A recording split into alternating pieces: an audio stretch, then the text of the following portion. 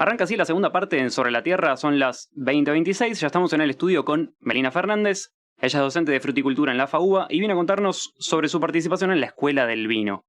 Esta es una iniciativa de capacitación en enología que organiza nuestra facultad y el Ministerio de Desarrollo Económico y de Producción de la Ciudad de Buenos Aires.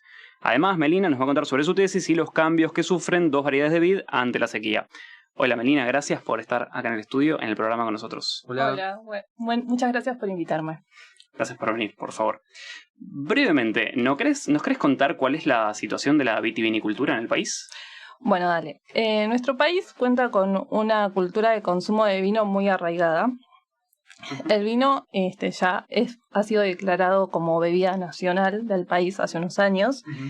Y también Argentina se posiciona entre los 10 países con mayor consumo per cápita por vino.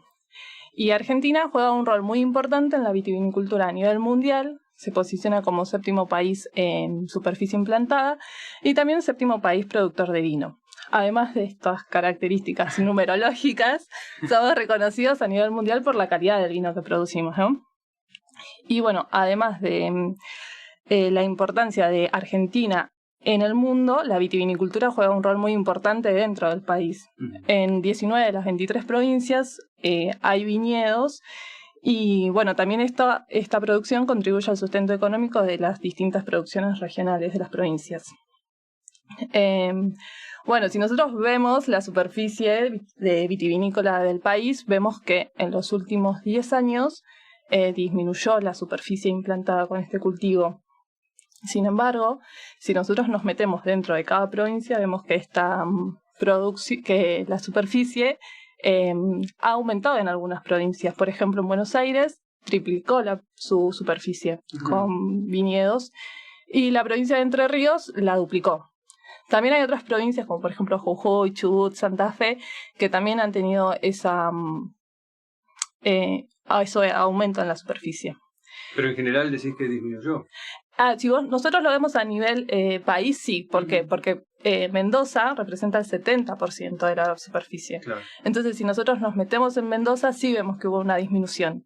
Pero bueno, hay otras provincias, por ejemplo Misiones, que uno piensa que no es una provincia vitivinícola, sí tiene viñedos. Mirá vos. Sí. Perdón que me meta, pero ¿sabemos por qué disminuyó en Mendoza, por ejemplo? Yo adivino que es por una cuestión tecnológica, pero... También está el tema del negocio inmobiliario en Mendoza. Ah. Entonces, bueno, creo que quizás ahí el valor de la tierra empieza a tener un rol más representativo, más, claro. Sí. Menos. Decíamos en la introducción que habías participado en la Escuela del Vino. Sí. Y nos llamaba mucho la atención. ¿Nos podrías contar cómo fue esa experiencia? Bueno, la Escuela del Vino, como dijo Santi, fue una iniciativa del gobierno de la Ciudad de Buenos Aires y se enmarca dentro del proyecto del Distrito del Vino. Bueno, y ahí en la Escuela del Vino empieza a meterse la pata de la facultad, ¿no? Y nosotros, la facultad participó con distintas cátedras, la cátedra de enología, de turismo, y nosotros la cátedra de fruticultura. Nosotros dimos cursos de viticultura para productores principiantes, para aficionados. ¿En la facultad? En la facultad. Nosotros en la cátedra tenemos el Monte Frutal, en donde tenemos espalderas con plantas de vid.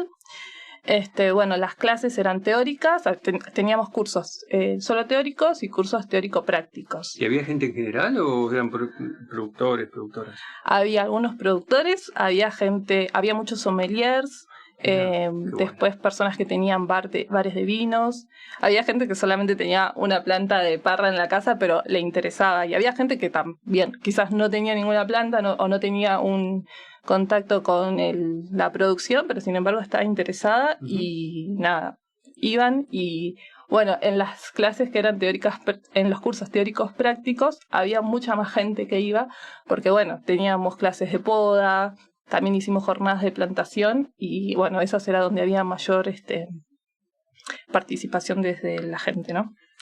¿La gente sabía, por ejemplo, que iba a haber, por ejemplo, una clase de poda? Porque me imagino gente que por ahí tiene una parra en su casa o tiene plantas y no sabe cómo podarlas.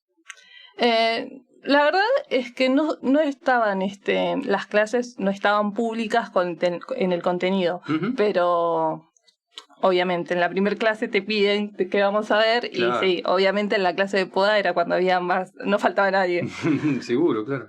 Claro, pasaba mucho esto, ¿no? Porque a mí me dejó pensando Meli cuando decía que en 19 de las 23 provincias había vid, y pasaba mucho esto de el parral en la casa, ¿no? Era algo más común, que también es para consumo propio, ¿no es cierto? Sí, pero cuando dije 19 de las 23 provincias, son viñedos que están registrados en el INB. Ajá. ¿Qué O es sea, el Instituto Nacional de Vitivinicultura. Ah, O sea, las producciones tienen que estar registradas.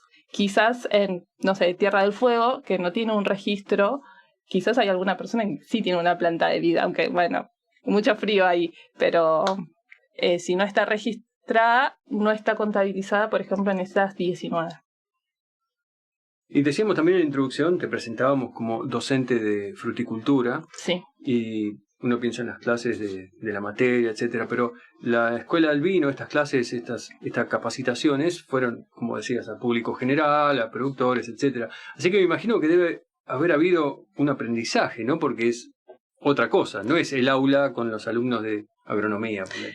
Sí, bueno, estas iniciativas son muy importantes para nosotros porque también forman parte de nuestro trabajo de extensión universitaria que debemos hacer. Entonces, bueno, como bien dijiste, es un público distinto, entonces es nuestro compromiso también llevar nuestros saberes y nuestras experiencias a la sociedad. Entonces, y también se generaban nuevas discusiones o sea, tuvimos un caso de un productor que empezó a hacernos algunas preguntas que quizás no tenían el sustento científico con el que nosotros lo podríamos responder, Ujú. pero él con las prácticas hacía, bueno, para la redundancia, prácticas también con el sentido común, pero que tenían un aval, ¿no? Bien, son experiencias de transmisión de conocimiento científico de todas maneras, Sí, sí. bajado de un público, o decodificado para un público que no es académico. Sí. Esta iniciativa vimos que había estado el año pasado. ¿Sabes cuándo arrancó o fue solamente del 2023? Bueno, no, se dictó el año pasado porque estaba todo el proyecto del Distrito del Vino, que Sí. también estaba con ferias, con promoción a restaurantes y demás. Pero bueno, este año no sigue el proyecto, ¿El pero Distrito del Vino o la escuela? la Escuela del Vino. Ujú. El Distrito del Vino yo entiendo de que ya quedó como nombrado así, pero bueno, no hay iniciativa, creo, para seguir con la Escuela del Vino hasta el momento. Pero bueno, como hubo una gran convocatoria y la devolución de las personas también fue muy fue buena, las Ujú, respuestas de los ujú. participantes. Bueno, desde la facultad se quiere también seguir con estas clases abiertas al público. Entonces, bueno, se está tratando con distintas entidades vitivinícolas para poder ofrecer cursos en el segundo cuatrimestre, idealmente. ¿Hubo alguna bodega que se interesó y que participó o apoyó? No sé. No. No. Al menos a la Escuela del Vino, no. Sí se dieron charlas en la facultad, Ujú. pero vinieron quizás algún sommelier conocido, pero bodegas, no. Bien. Bueno, quería contarte que el tema de la vitivinicultura nos entusiasmaba mucho a Pablo y a Leivo porque no está muy presente en el programa. No sé si entrevistamos a otra persona de la cátedra. En general la fruticultura no está muy presente sobre la tierra, pero bueno, es algo que queremos solucionar. Bien, y sabemos que además de la iniciativa que expusiste tu tesis de grado hace poquito. Así Sí, que así te fue. queríamos preguntar por los resultados, si nos querés contar. Bueno, sí, bien como dijiste, yo trabajé con 2 variedades de vid, Torrontés y Bonarda, y yo estudié los cambios anatómicos en el tallo y en la hoja cuando fueron expuestas a condiciones de sequía. Ujú. Estas variedades, previamente hicimos un estudio, bueno, las caracterizamos en función del comportamiento estomático. Bueno, a ustedes se preguntarán qué es el comportamiento estomático. Seguro. Me estoy Bueno, preguntando. entonces, voy a hacer una pequeña definición. Tenemos que tener en cuenta que las plantas absorben agua por las raíces, pero gran parte de esa agua que absorben se pierde por los estomas, que los estomas son pequeños orificios que tienen las plantas en las hojas. Entonces, en función del genotipo y también de la interacción del genotipo con el ambiente, los estomas se cierran o se abren con distinta sensibilidad. Entonces, nosotros encontramos que Bonarda tenía un control más estricto de sus estomas que Torrontés. Entonces, eso era lo que enmarcaba principalmente el estudio, y yo estudié después los cambios anatómicos en el tallo, que medimos el número y diámetro de vasos cilemáticos y la densidad y tamaño de los estomas de las hojas. O sea, vos decías que Bonarda, al tener más control, quería decir que perdía menos agua o que... Sí, mantenía, digamos, un mejor estado hídrico. Claro, en condiciones de sequía. Sí. O sea, tener más agua cuando hay sequía, en principio es bueno. Sí. Bien, y entonces me gustaría profundizar en los resultados. Bueno, profundicemos. Bueno, Bonarda, que tuvo un control, como dije recién, más estricto, también ajustó más, tuvo unos ajustes más fuertes a nivel del tallo, ¿sí? El diámetro promedio de sus vasos cilemáticos, que es por donde el agua conduce el agua, fue menor. Si nosotros lo comparamos con el de Torrontés bajo sequía, ¿sí? Bien. Torrontés tuvo mayor diámetro. Eso fue acompañado por los ajustes en las hojas. Bonarda no modificó el tamaño, las características que nosotros evaluamos en la hoja. En cambio, Torrontés sí las modificó. Entonces, nosotros creemos que hubo una especie de compensación anatómica. ¿Por qué? Porque, como dije, Bonarda tuvo un ajuste muy fuerte en el tallo, pero no en la hoja, y en cambio Torrontés tuvo un ajuste en los dos. Fue menor, pero lo acompañó en la hoja. Estoy bien si digo que Bonarda restringía un poco el movimiento en el tallo y evitaba que se pierda tanta agua en la hoja, y bueno, Torrontés al revés, digamos. Sí, o sea, Torrontés compensaba. Torrontés compensaba. Sí, sí. Ok, bien. Y... Sí, perdón. Adelante, por favor. No, se me ocurrió preguntar dónde es principalmente que se hace Bonarda y Torrontés, o si se hace en la misma región, o en todos lados, no sé. Bueno, Torrontés está principalmente en la zona de La Rioja, que es también característico de esa provincia, y Bonarda es una variedad que se le utilizaba principalmente como de corte, ¿sí? Como que era una variedad no demasiado con calidad enológica. Sin embargo, se ha empezado a hacer la técnica de riego deficitario controlado, que permite hacer un uso más eficiente del agua y también mejora la calidad de la uva. Y en Bonarda se ha visto que al aplicar esa técnica mejora muchísimo la calidad, y ahora hasta se hacen vinos específicamente de Bonarda, como varietales, sí. Mirá, o sea que como que riegan menos de lo que... Sí, el riego deficitario controlado lo que hace es aplicar en determinadas fases del crecimiento de la uva una menor cantidad de agua, la que se le aplicaría normalmente, entonces produce uvas de menor tamaño, entonces se modifica la relación pulpo-ollejo, que en el ollejo es donde están todas esas características que le dan sabor, color al vino, y Está más entonces concentrado. exactamente, entonces mejora la calidad enológica de esa manera. Bien. ¿Esto se hace en todas las producciones de vino habitualmente o en la mayoría, o se hace No, los vinos puntualmente? premium. Ah, ahí va. Sí. Porque me parece que es algo más tecnificado, ¿no? Sí, tenés que tener un control muy estricto del estado hídrico en el que estás manteniendo la planta. O sea, estar midiendo que todo el tiempo el estado hídrico para ver cuándo aplicarlo, cuándo no. Exacto. O sea, durante el crecimiento de la uva, ¿no? No es que... Claro. Sí, durante Está todo el bien, pero es ciclo. para vinos premium, o sea, Sí. que como que compensa también el... Bien. ¿Y nos querés contar qué implicancias tiene todo esto que encontraste en los estomas, en los vasos de las plantas y demás? Sí, bueno, tenemos que tener en cuenta de que las plantas de vid son plantas perennes, ¿no? Entonces todo lo que nosotros estemos afectando el crecimiento y el desarrollo en los órganos van a tener implicancias en los órganos nuevos que se formen en la siguiente temporada. Entonces, esto es importante ver cuáles fueron los efectos en la conducción del agua, porque eso obviamente va a afectar los nuevos tallos que se formen, y también va a estar afectando la carga de esa fruta. Y también tenemos que tener en cuenta de que el riego deficitario controlado que se hace, por ejemplo, en estos vinos premium, se hace todos los años. Entonces estamos generando estructuras sobre estructuras Claro. que tienen condicionado la conducción del agua, ¿no? Claro, por ahí después de un montón de años ya hay un efecto de acumulación de años. Para estudiar. Sí, Para estudiar. sí. Claro. Saber esto yo adivino que te aporta mucho conocimiento a la hora de hacer el manejo, ¿no es cierto? Esto que decíamos de la tecnificación y conocer el estado hídrico. Sí, obvio. Me permite a mí como productor, imagino, ser más eficiente, ¿no? En ese momento.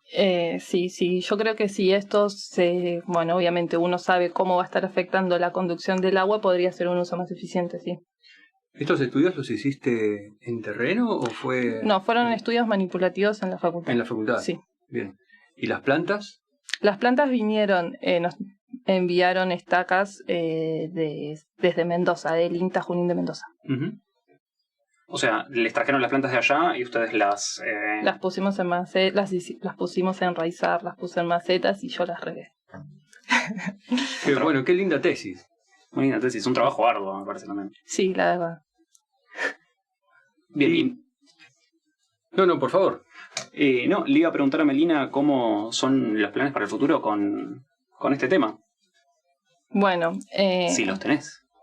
Y bueno, como te dije recién, como que al ser plantas perennes, estaría interesante estudiar cuál es la implicancia en los nuevos tallos que se forman y comparar, ¿no? Plantas que hayan tenido historias de riego distintas durante varios años, ver eso cómo afecta y también ver cómo afecta la calidad de la uva, si se ve afectada, ¿no? Esto de que si te llega menos agua va a afectar el tamaño de la uva y esa uva va a tener distinta calidad, para darle, digamos, más allá de un uso eficiente, un valor productivo. Claro. Es que me quedé pensando, cuando dijiste el vino, bueno, la vitivinicultura en Misiones. Sí. ¿Qué se hace en Misiones? Yo la verdad que no sabía que había viñedos en Misiones. Bueno, hay en Brasil también, sí, o sea, sí. No, yo estuve revisando el registro en el INB y, por ejemplo, el año pasado no había registrados viñedos en Misiones. Recién este año salió publicado. Súper nuevo. Claro, entonces puede ser de que haya, o de que ese viñedo haya tenido hace años, pero recién el año pasado lo inscribieron. Pero bueno, no tengo el dato de qué variedades son.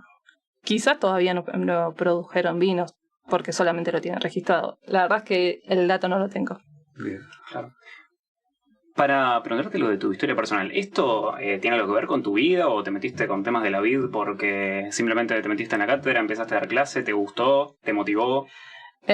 No tengo relación con el mundo del vino, pero bueno... ¿No tenés viñedos en Misiones? No tengo. Bueno, no. Yo me decidí a hacer la tesis en vid porque, bueno, tuve la clase de fruticultura, me gustó mucho todas las prácticas y dije, yo quiero ir por acá, me sumé a la cátedra. Bueno, y ahí cuando empecé a estar ahí, dije, a mí me encanta esto. La verdad tuve la posibilidad de hacer una pasantía en una bodega. Y bueno, sí, es el mundo que me gusta. Perdona, ¿una pasantía de la Facu? ¿Vinculada a la cátedra, digamos? No, fue una pasantía que ofrecían desde una bodega. Uh-huh. Y yo me postulé. Bueno, había un interés creado del tema. Sí, obvio. Forjando. Bueno, y obviamente desde la facultad me dieron el aval porque yo ya tenía un cargo docente y como estaba vinculado con el tema, me dieron el aval para poder ir. Buenísimo. Sí. Bien, muy bueno. Sí, me imagino que habrá posibilidades de volver, porque este es un trabajo que generó resultados y esos resultados seguramente a terreno llegarán en algún momento. Esperemos que sí. Bueno, y esperemos que siga todo, ¿no? Que siga la escuela del vino, vinculada a la facultad y que sepamos mucho más. Veremos, sí. Depende de otras cosas también, ¿no? Sí. Bueno, Melina, gracias por haber estado en Sobre la Tierra. Gracias a ustedes por invitarme. Gracias por traer la vitivinicultura. Bueno, la próxima traigo un vino. Bueno, dale. ¿Cuándo venís? Aceptamos. Bueno, vamos a un corte y volvemos para el cierre del programa.